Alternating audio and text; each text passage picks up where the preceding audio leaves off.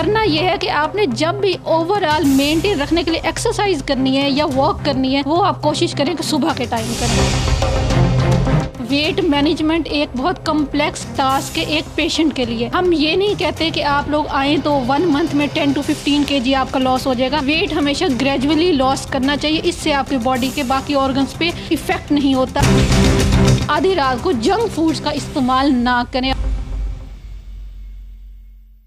अस्सलाम वालेकुम नाज़रीन, आप देख रहे हैं प्रोग्राम सवाल। मैं हूं एहसन शहजाद। नाज़रीन, आज हमारे साथ मौजूद हैं माहिर ग़िज़ायात और सहर। इनसे आप बात करेंगे कि आगे रमज़ान आ रहा है और डाइटिंग किस तरह करनी चाहिए। जो लोग मोटापे का शिकार होते हैं, बीमारियों का शिकार होते हैं, मोटापे को कम कैसे किया जाए।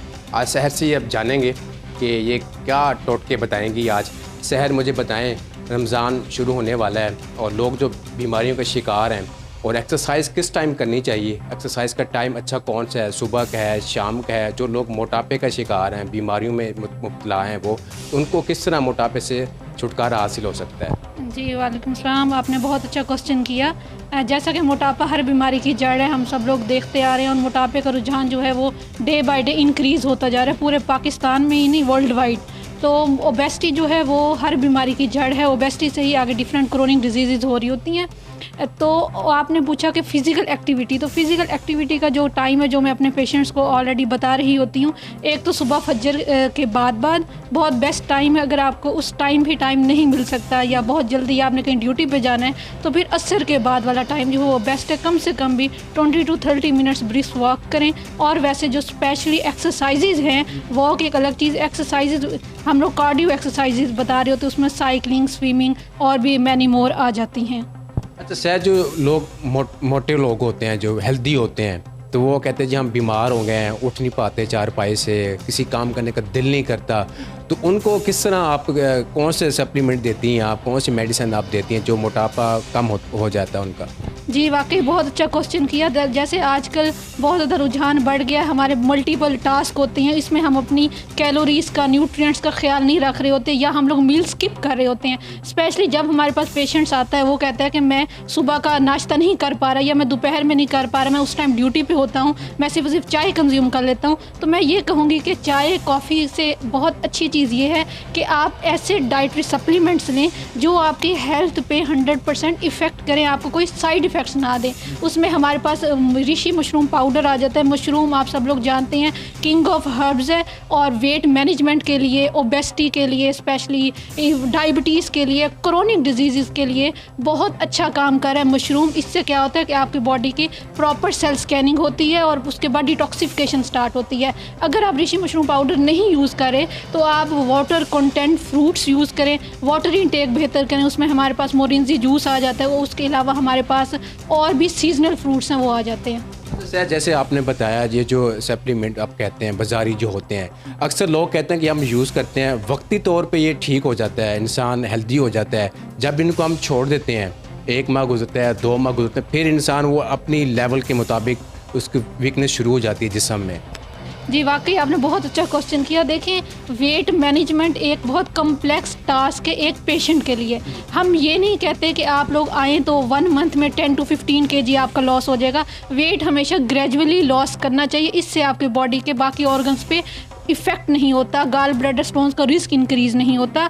तो आप हेल्दी वेट लॉस करें। मैं हमेशा अपने पेशेंट्स की काउंसलिंग करते हुए उनको बताती हूँ कि आप हेल्दी वेट लॉस करें। जहाँ तक डाइटरी सप्लीमेंट्स की बात है कि जो हम लोग यूज़ कर रहे होते हैं फिर हम ख़त्म कर देते हैं, देखिए जैसे ये खुराक का टाइम होता है, डाइटरी सप्लीमेंट्स का भी प्रॉपर ड्यूरेशन होता है। कम से कम भी 4 to 6 मंथ्स तक कंसिस्टेंसी से आपने, चाहे वो डाइट प्लान हो, चाहे वो डाइटरी सप्लीमेंट्स का ट्रीटमेंट हो, कोई भी ट्रीटमेंट है आपको वो लेके चलना होता है। उसके बाद आपको जो रिजल्ट्स होते हैं वो ऑथेंटिक मिलते हैं और लॉन्ग टर्म मिलते हैं। लॉन्ग टाइम कितने के मिलते हैं? साल, 2 साल, 3 साल बाद कितना? देखें, अब बात ये आ जाती है कि पेशेंट की कंसिस्टेंसी क्या है, पेशेंट क्या चाह रहा है। अब देखें, एक है पेशेंट है वो अपना 1 मंथ में 4 to 5 kg वेट लॉस करता है आसानी से, चाहे वो मील प्लान के थ्रू करे, चाहे वो किसी भी प्रोसीजर के थ्रू करे। लेकिन बाद में वो महीने बाद ही वो दरमियान में से स्किप हो जाए और वो फिर वही जंक फूड्स की कंजप्शन ज़्यादा स्टार्ट कर ले या कोल्ड बेवरेजेस की कंजप्शन स्टार्ट कर ले।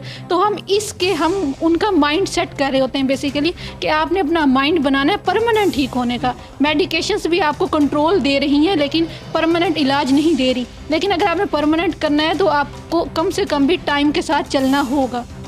जो मेडिसिन आप लोग देते हैं, ठीक है, हेल्थ के लिए, और ये नुकसान तो नहीं देती ये? जी बिल्कुल, बहुत अच्छा क्वेश्चन किया। सबसे पहले डर ये आता है जब भी पेशेंट हमारा किसी डॉक्टर के पास जाए, डाइटिशियन के पास जाए। देखिए मेडिकेशंस जो होती हैं ना, बेसिकली उनके साइड इफ़ेक्ट्स इस सेंस में होता है कि उनके अंदर साल्ट की अमाउंट होती है, वो आपके किडनीज़ में स्टोन होने लग जाता है साल्ट जब आप डेली बेसिस पे ले रहे होते हो। लेकिन उसके बरक्स अगर आप डाइटरी सप्लीमेंट्स लोगे जो डाइटिशियंस रिकमेंड कर रही होती हैं अपने प्लान के साथ, मील प्लान के साथ, तो देखें डाइटरी सप्लीमेंट्स हमें नाम से ही पता चल रहा है कि उनके अंदर जो है वो जो इंग्रेडिएंट्स है वो फूड से ही मिलके बने हुए हैं। तो फिर वो इंग्रेडिएंट्स आपको नुकसान उस तरह से नहीं देंगे जिस तरह से एक मेडिसिन आपको नुकसान दे रही है। अच्छा शहर, ये जो लोग होते हैं बिल्कुल लो बॉडी के होते हैं, कमज़ोर बॉडी होती है, वो कहते हैं हम हेल्दी हो जाएं, उनको सुबह में नाश्ते में क्या चीज़ खानी चाहिए, कौन से जूसेस इस्तेमाल करने चाहिए, रात को कौन सा खाना खाना चाहिए हेल्दी फूड के लिए, और जूसेस कौन से इस्तेमाल करने चाहिए? जी, बहुत अच्छा क्वेश्चन किया। देखें जो हमारे वेट मैनेजमेंट में ना 3 से 4 कंडीशंस आ रही होती है। एक तो पर्सन एक होता है कि मुझे वेट लॉस करना है, एक पर्सन होता है कि मेरा वेट नॉर्मल है, मुझे इस नॉर्मल कैटेगरी में रहना है, आने वाले सालों में मुझे कोई डिजीज़ ना हो, कोई बीमारी ना हो, ओबेसिटी के बाद कोलेस्ट्रॉल ज़्यादा ना हो, यूरिक एसिड ज़्यादा ना हो, व्हाटएवर। तो बात यह है कि और फिर आती है एक कंडीशन कि जिन लोगों ने वेट गेन करना होता है, जो आप पूछ रहे हैं, तो वेट गेन करने के लिए भी आपको पोर्शन कंट्रोल के साथ कम से कम भी 4 to 5 मेजर मील्स लेने होती हैं और वो कैलोरी कंटेंट होने चाहिए। देखें कैलोरीज हमें पिज़्ज़ा से भी मिल रही हैं, लेकिन एक सैलिड और एक साइड पे पिज़्ज़ा, सैलिड से हम लोग को सिर्फ न्यूट्रिएंट्स और कैलोरीज दोनों चीज़ें मिल रही हैं, और पिज़्ज़ा और जंक फूड से हमें सिर्फ कैलोरीज मिल रही हैं। कैलोरीज का मतलब ये है कि आप ऐसी फूड्स लें जो कि लाइक न्यूट्रिएंट्स रिच हों। स्पेशली हमारे पास शेक्स आ जाते हैं, बनाना शेक है, आप प्यूरी बना सकते हैं, कस्टर्ड है, ठीक है। उसके अलावा हमारे पास लाइक और भी बहुत सारी मैनी मोर, लाइक हमारे पास डेट शेक है, स्ट्रॉबेरी शेक है, स्ट्रॉबेरी का इवन कि आज का सीज़न आया हुआ है। और उसके साथ साथ हम लोग कोशिश करें कि अपने मील को स्किप ना करें, तो आप एक अच्छे तरीके से आसानी से अपने वेट को गेन कर सकते हैं कम टाइम में। अच्छा, एक्सरसाइज का टाइम कौन सा होता है, सुबह का या फिर शाम के टाइम एक्सरसाइज करनी चाहिए ताकि इंसान फ्रेश रहे? हाँ, फ्रेश रहने के लिए देखें अकॉर्डिंग टू रिसर्च जो बात की गई है, जो बात हमारे सामने है, अगर आप जितनी भी रिसर्चेज उठा के देख लें, गूगल स्कॉलर पे चले जाएं, व्हाटएवर, तो जो बेस्ट टाइम है ना आपकी मेंटल हेल्थ का और आपकी फ़िज़िकल हेल्थ का, क्योंकि हमारी मेंटल हेल्थ डायरेक्टली इफ़ेक्ट कर रही होती है हमारी फ़िज़िकल हेल्थ पे। तो करना ये है कि आपने जब भी ओवरऑल मेंटेन रखने के लिए एक्सरसाइज करनी है या वॉक करनी है, वो आप कोशिश करें कि सुबह के टाइम करें। अच्छा, वॉक कितने चक्कर लगाने चाहिए? एक राउंड बनना होता है ना, ट्रैक होता है, उस ट्रैक में कितने चक्कर लगाने चाहिए? हाँ, देखें बहुत अच्छा क्वेश्चन किया। सबसे पहले पेशेंट पूछता ही यही है कि मुझे ना बहुत ज़्यादा स्ट्रगल भी ना करनी पड़े और मेरा ना मकसद भी पूरा हो जाए, चाहे वो किसी भी बीमारी के साथ हमारे पास आया है। तो मेन चीज़ ये है कि देखिए मैं ये अपने पेशेंट्स को कहती हूँ, अपने क्लाइंट्स को कहती हूँ कि आप कम टाइम से ज़्यादा टाइम की तरफ जाएँ। अब देखें एक बॉडी है, उसको नीड के अलावा उसकी एक ना लाइक माइंड सेट ही नहीं हुआ हुआ, उसका ओवरऑल डाइजेशन प्रॉपर नहीं है, और वो एकदम से हैवी एक्सरसाइज करेगा तो बॉडी पे स्ट्रेस होगा, हमारे ऑर्गन्स पे स्ट्रेस होगा। इससे बेहतर ये है कि आप कम से कम टाइम से ज़्यादा टाइम की तरफ जाएं। 20 मिनट से स्टार्ट करें और 30 to 40 मिनट्स तक आप लाजमी करें। जिसके जिस्म में पेन होती है, कोई काम करने को दिल नहीं करता उसका, तो उसको एक्सरसाइज करनी चाहिए, उसकी पेन ख़त्म हो जाएगी जिस्म में?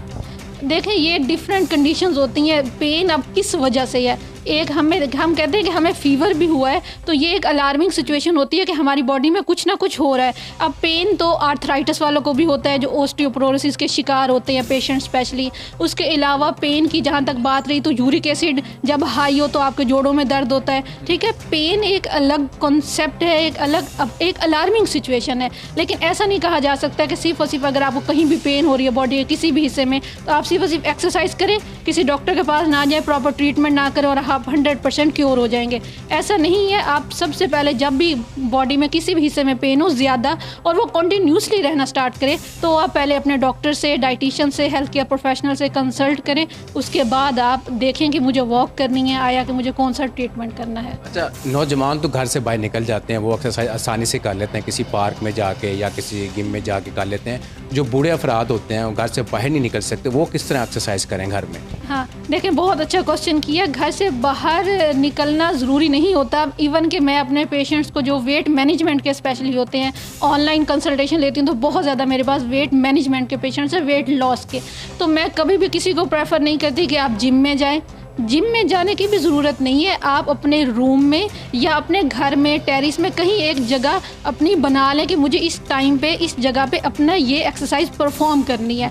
वॉक के लिए तो आप बड़े बड़े ग्राउंड्स ढूंढेंगे या बहुत खुला घर होना चाहिए, छत आपकी बहुत बड़ी हो, तो आप आसानी से करेंगे। लेकिन जहाँ एक्सरसाइज की बात है वहाँ आप थोड़ी सी जगह अपने लिए बना लें, डेली बेसिस पे वहाँ पर आसानी से करें। ठीक है, बाहर जाने की जरूरत नहीं है। अच्छा, रात को लोग सोने से पहले खाना खाते हैं, फिर वो ऊपर से और चीज़ें खा लेते हैं, उनको कितना नुकसानदेह होता है वो चीज़? देखिए, इस्लामिक पॉइंट ऑफ व्यू से भी और मेडिकल साइंस जो हमें कहती है कि आपका जो ब्रेकफास्ट है वो सबसे हैवी होना चाहिए। हैवी से मुराद ये नहीं कि आप एकदम से बहुत ज़्यादा खा लें, आई मीन टू से हेल्दी होना चाहिए। ब्रेकफास्ट के बाद आपका लंच है वो नॉर्मल हो उससे, और जो डिनर है वो स्किप नहीं करना, इससे मोटापा जल्दी आ जाता है, हमें रिसर्चेस बता रही हैं। आपने बिल्कुल स्किप नहीं करना। लेकिन अगर आप बहुत लेट नाइट अपने खाने के बाद भी लेट नाइट आप जाग रहे हैं, अमेज़ोन पे काम कर रहे हैं, वर्चुअल असिस्टेंट है, व्हाटएवर जितने भी ऑनलाइन तरह के काम कर रहे हैं, तो उसमें आप कोशिश करें कि अपने पास हेल्दी ऑप्शंस रखें। हमारे पास ड्राई फ्रूट्स आ जाते हैं, हमारे पास शुगर फ्री बिस्किट्स हैं, मैनी मोर ऑप्शंस हैं मार्केट में। इसके लिए ज़रूरी नहीं है कि आपने रात को 12-1 बजे शवारमा पिज़्ज़ा ही ऑर्डर करना है। ये सिर्फ आपका एक माइंड सेट है। अच्छा, फ्रूट कौन से खाने चाहिए? आपका फ्रूट का मौसम है आजकल, तो अच्छा फ्रूट कौन सा है जो हेल्दी रखता है, इंसान को फ्रेश रखता है? जो देखिए मैं एक बात यहाँ पे करती हूँ, अपने स्पेशली स्टूडेंट्स को, क्लाइंट्स को, पेशेंट्स को बता रही होती हूँ कि देखिए, जो अल्लाह ताला ने हमारे लिए चीज़ें बनाई हैं वो एक हमें अच्छा इफ़ेक्ट ही देंगे अनटिल अनलेस कि आप डेली बेसिस पे एक ही तरह की चीज़ कंज्यूम कर रहे हो। एक तरह की चीज़ हम कंज्यूम कर ही नहीं सकते। अगर हमारे घर में एक तरह की कोई वेजिटेबल बने तो हम लोग अगले दिन मुंह बना लेते हैं, क्या डेली बेसिस पे आलू बन रहे हैं, डेली बेसिस पे दाल बन रही है। ऐसा मुमकिन ही नहीं है, हमारा माइंड एक्सेप्ट ही नहीं करता। तो आप डिफरेंट तरह की वेजिटेबल्स लेंगे, डिफरेंट तरह के फ्रूट्स लेंगे, तो आपको डिफरेंट तरह के विटामिन मिनरल्स मिलेंगे, आपको फाइटोकेमिकल्स मिलेंगे। तो इससे जो है ओवरऑल आपकी जो बॉडी है, आपका जो इम्यून सिस्टम है वो स्ट्रॉन्ग होगा। स्पेशली आपको जिंक मिल रहा होगा, आपको विटामिन सी मिल रहा होगा, आपको आयरन मिल रहा होगा, कैल्शियम मिल रहा होगा। ठीक है, तो आप आजकल जितने भी सीजनल फ्रूट्स हैं आप उनमें से कोई भी कंज्यूम करें, वो आपको हेल्थ पे अच्छा इफेक्ट ही प्रोवाइड करेंगे अनटिल अनलेस कि आप डेली बेसिस पे अगर एक ही फ्रूट लेना स्टार्ट कर दिया तो। क्योंकि हमारी बॉडी में 2 ही तरह की कंडीशंस हो रही होती हैं, या तो किसी विटामिन की, मिनरल की डेफिशिएंसी हो रही है या टॉक्सिसिटी हो रही है। तो ये अब आपने देखना, इसलिए मैं ज़्यादा प्रेफरेंस देती हूँ कि आप 2 से 3 तरह के फ्रूट्स जो घर में अवेलेबल होते हैं तो आप आसानी से उसकी फ्रूट चाट बना लिया करें, ताकि आप एक बहुत ज़्यादा हेल्दी तरह की बॉडी में नीट लेके जाएं। फ्रूट चाट का आपने जिक्र किया, लोग रात को भी फ्रूट चाट खाते हैं फिर सो जाते हैं, नुकसानदेह नहीं होता? अक्सर लोग कहते हैं रात को फ्रूट नहीं खाना चाहिए। हाँ देखिए, नुकसानदेह ऐसा नहीं कि अगर आपने डेली बेसिस पे कोई चीज़ स्टार्ट कर दी फिर तो हो सकता है नुकसानदेह। रात को कम से कम आपका जो 8 बजे तक अनटिल अनलेस ज़्यादा से ज़्यादा 9 बजे तक आपका लास्ट मील हो जाना चाहिए। ठीक है, जहाँ तक रही फ्रूट्स की बात, तो देखिए रात को हमारी बॉडी, जैसे हमारा टाइम है हर काम का कि दिन को हमने अपने जॉब्स पे जाना है, बाकी काम करना है, रात में हमने आराम करना है या वॉटएवर कोई ऑनलाइन काम करना है, ऐसे ही हमारी बॉडी का भी टाइम है। तो रात को जो है दरअसल डाइजेशन का जो प्रोसेस है वो स्लो डाउन हो जाता है। इसलिए हम मना करते हैं कि रात का खाना एक तो सबसे कम खाएं और उसके बाद आधी रात को जंक फूड्स का इस्तेमाल ना करें। अपनी बॉडी को ज़्यादा स्ट्रेस ना दें, ज़्यादा बर्डनाइज ना करें कि वो आपकी बॉडी में डाइजेशन भी प्रॉपर नहीं होगी। जो एक्स्ट्रा फैट आपको मिल रहा होगा कोई भी चीज़ खाने से, तो वो आपके बॉडी में स्टोर हो जाएगा। फिर आप लोग कह रहे होते हैं कि हमारा जी बेली फैट हो गया है, तो फलां एक्सरसाइज बता दें। तो इससे अच्छा है कि आप अपनी कैलोरीज जो हैं वो हेल्दी वे से लें।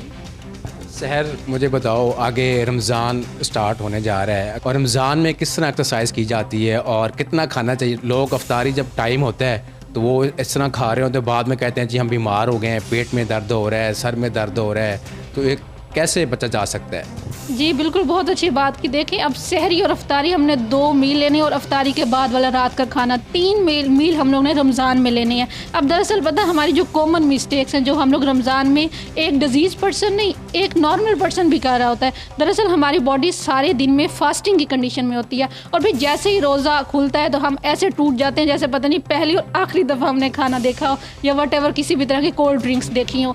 तो कोशिश किया करें कि आप जो मील है स्पेशली अफ्तारी के टाइम आप अपने सादे पानी से एक खजूर से, जो एक सुन्नत का तरीका है, उससे रोज़ा खोलें। आप एकदम से अपनी बॉडी में इतनी शुगर, आर्टिफिशियल शुगर ना लेके जाए। एक जामे शीरी का जो बहुत कॉन्सेप्ट है, आम घरों में हर घर में हो ही नहीं सकता कि ना बनती हो, वो एक उसके अंदर शुगर है खुद एक बज़ाहिर वो एक लाइक मीठा टेस्ट होता है अगर हम वैसे उसको कंज्यूम करें, और हम उसके ऊपर से उसको मतलब बनाने के लिए शुगर जूस वगैरह या जो भी वट एवर जामे शीरी, तो वो हम लोग उसमें आर्टिफिशियल शुगर चीनी और ऐड कर रहे होते हैं। तो आप अपने एम्प्टी स्टमक में जो कि सारे दिन फास्टिंग की कंडीशन में आप उसमें एकदम से इतनी आर्टिफिशियल शुगर लेके जा रहे हैं, तो ऑफ कोर्स आपके जो ऑर्गन्स हैं वो लाइक स्ट्रेस में आ जाएंगे, उनको डाइजेशन का टाइम नहीं मिलेगा। तो इसलिए बेहतर है कि आप अपने सुन्नत तरीके से रोज़ा खोलें, उसके वक्फे से आप जो भी हेल्दी फूड्स हैं वो कंज्यूम कर सकते हैं। अच्छा, लोग दूध सोडा भी पीना पसंद करते हैं, दूध सोडा कितना कारआमद होता है? देखें, इसमें कोई साइंस नहीं है। आप कहीं भी कोई भी वीडियो देखने वाला सुनने वाला कहीं से भी जाके सर्च आउट कर ले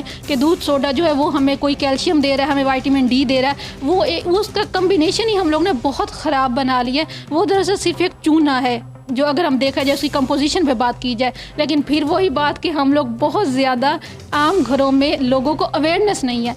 बेसिकली अवेयरनेस देने का मकसद ही यही है, बात करने का मकसद ही यही है कि आप लोग अवेयरनेस, इससे अच्छा है कि आप लोग कोई जूस बना लें या कोई शेक बना लें, ठीक है। ज़रूरी नहीं है कि आपने हर रोज़ डेली बेसिस पे दूध सोडा ही पीना है।